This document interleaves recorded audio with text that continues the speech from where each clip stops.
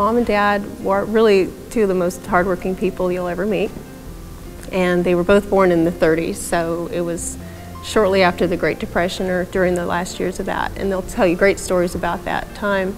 But what they learned from that was how much they appreciated what they had and a great work ethic. We grew up in a Christian home, which is very fortunate. They gave us the gift of a Catholic education where we attended daily Mass, and they also taught us that work ethic to where, since there was 10 of us, that we really contributed where we could, whether large or small, you know, whether you were driving the tractor or if you just got to collect the eggs from the chicken house after school. So they taught us how to contribute to the family. While they did all of this, they raised 10 faith-filled children, and that's what I'm most proud of about them. That's what I admire the most about them, is that they did this. And how did they do this? People go, was it luck? You know, I don't believe it was luck. I believe it was God. And they didn't give up, as Paul says in the very last part of that verse, if you do not give up. They continued to do it whether they felt like it or not. They did the best they could at the time. Mom will say that all the time, do the best you can at the time, no regrets. You know, there's a great story about the history of the Dugan family and the history of Newman University. There's a great story, and if you don't know that story, Dad would be happy to tell you all about it.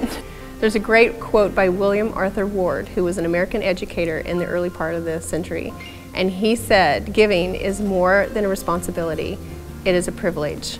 More than an act of obedience, it is an evidence of our faith." And that is huge, and I think that's where I think a lot of motivation from Mom and Dad come from. My perspective of the true motivation behind giving to support Catholic education is, I think it's twofold actually. One is that they know they've been blessed, and with that can bless others. And two, that they are faithful. I remember that our friendship began when their children were the ages of their children's children. So I don't know exactly when it began, but I know it will never end. I am honored to be invited to present the Cardinal Newman Medal to John and Marilyn Dugan. When I learned that they were being recognized in this fashion, I went in search of what might be common between Cardinal Newman and the Dugan family, especially John and Marilyn. And what I unearthed was a pearl. Cardinal Newman consistently affirmed tradition and consistently was open to what was good and valuable in the modern world. And as I know John and Marilyn for decades, they have consistently affirmed tradition, and they have consistently been open to what is good and valuable in family life, in church life, in society, in business enterprises. And I want to add in a special way that they have been supporters of what was traditional in Newman University, and at the same time been supportive of what was good and valuable in the modern world for Newman University. And because of that interplay, I'm elated that they're being recognized by the Cardinal Newman Medal.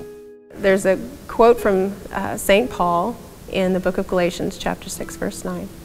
And it says, "Do not grow weary of doing good, for at the proper time we will reap our harvest if you do not give up." And John and Marilyn Dugan continue to do good by supporting Catholic education, and not just for our generation, but for just generations to come. Thank you, Mom and Dad, for the example you've given us as good stewards and as wonderful parents. Congratulations on the award that you are receiving this evening. And on behalf of your entire family, we are proud of you and we love you.